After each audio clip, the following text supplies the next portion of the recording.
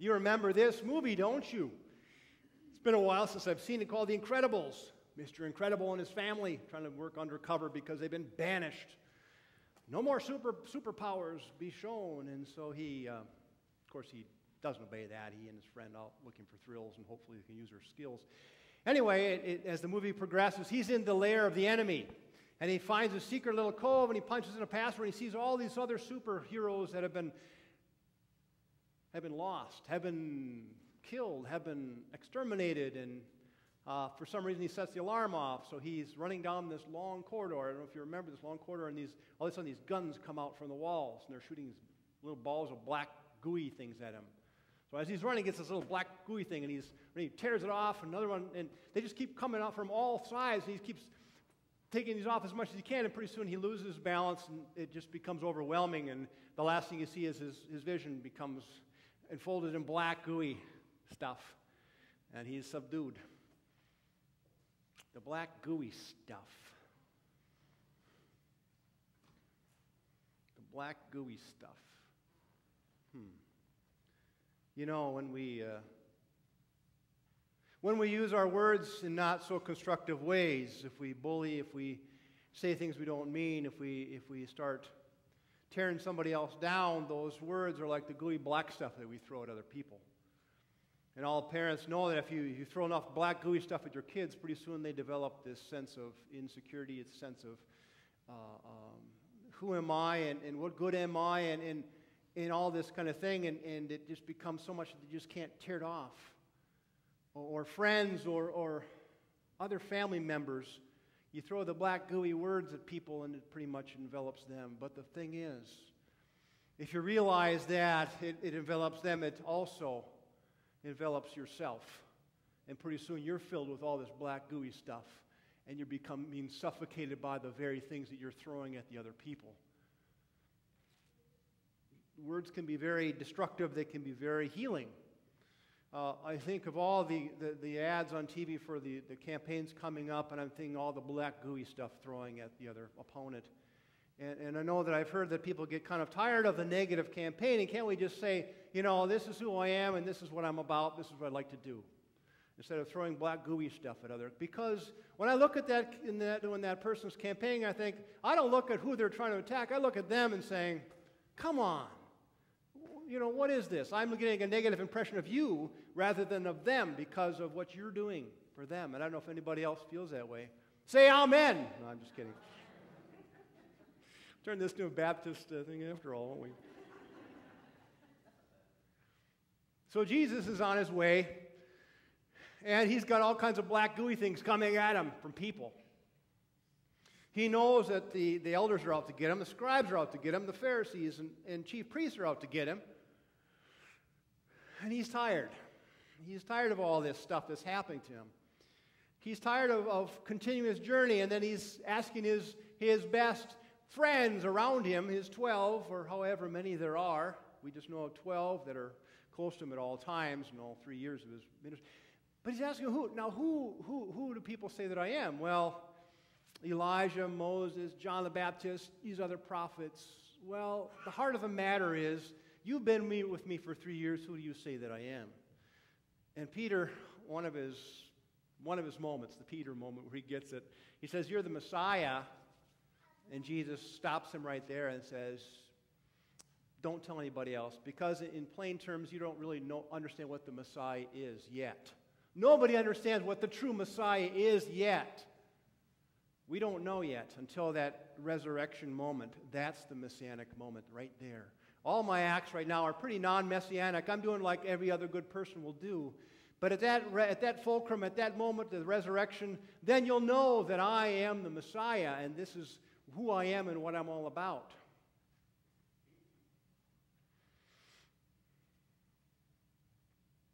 In his travels, Jesus is going along and healing people and bringing people to the table, inviting people that are from the outskirts, and that is what he does. That is who he includes in his life, those people that are different, those people that have probably a different way of life, those people that are needy, those people that have nothing else, and he is, for them, inviting them to his family, so to speak. And we have a way of saying hurtful things and putting our walls up because we are human, but we put our walls up with each other and other people around the world. And you've seen the news this week about these anti-Islamic film being thrown out there and people reacting very strongly and violently to that kind of thing. People are being killed, riots are caused, and I'm thinking, all because of a few words on a film, a depiction of something that's against somebody else. And I think, is this what we're all about? Is this who we are? Is this how we express our faith, is to start bashing on somebody who's different than ourselves? Don't we have more important things to do than that kind of a thing? Don't we open our doors to dialogue with people that are different from us? Don't we have our faith? Don't we respond to the love of God in more positive ways than sending out inflammatory, false kinds of things against somebody else? Is it our faith? Is it our faith to root out those evil ones in our midst? Well, as someone once told me, if you're rooting out all evil ones, then pretty much we're all in the same boat because we all have that evil and good in ourselves. And I just question the cross that we're going to bear. This black sticky stuff that we're throwing at each other across the ocean or even across the neighborhood to other people. Is that our call to faith? Is to see that life? And that's our expression? Isn't it by our love, right? The song in camp we sang 30, 40, 50 years ago. They'll know we're Christians by our love rather than by the black gooey hate statements that we throw against somebody who's different than us. Isn't it that Jesus wanted to say, last week, I'm also for the Gentiles. I'm also for them too. It's just not the Jewish people with their laws, which I am a Jew and I follow those laws, but is it for everyone who doesn't necessarily follow those laws? We come to find out what we're all about as Christians, and we step back and say, how do we respond to the love, to the crucified Christ, this Messiah that showed us so much in his life, and we take for granted because we're weak human beings that we can't always follow the ways of Jesus. How do we follow that Christ example? How do we pursue our faith?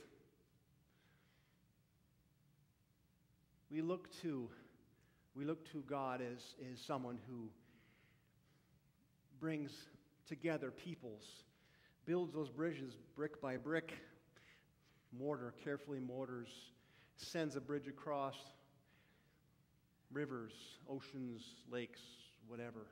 That'd be a pretty long bridge to go over an ocean, but anyway. To send those things out. Jesus was saying, Peter, I'm trying to do something here. Why are you trying to stop me? Why do you keep falling behind and being a stumbling block for me? I've got things to do. I've got important mission to do. Why are you trying to get in my way?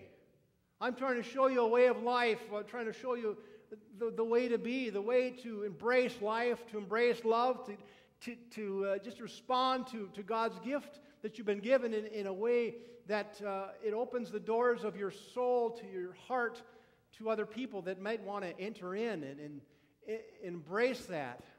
To open dialogue with people that are different from you, that don't have necessarily the same ways. If you're German to those, or if you're Norwegian to those Swedes across that country line, open up lines of communication, however that would be, to respond.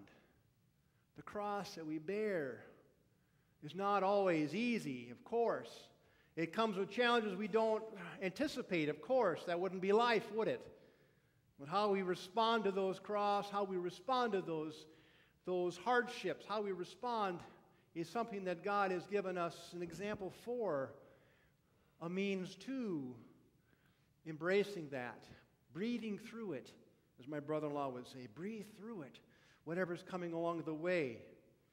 To take those black sticky things off our neighbors and have them help take the black sticky things off ourselves so that we can be truly free, that we can embrace the cross as it is, we can embrace the Christ that is there for us.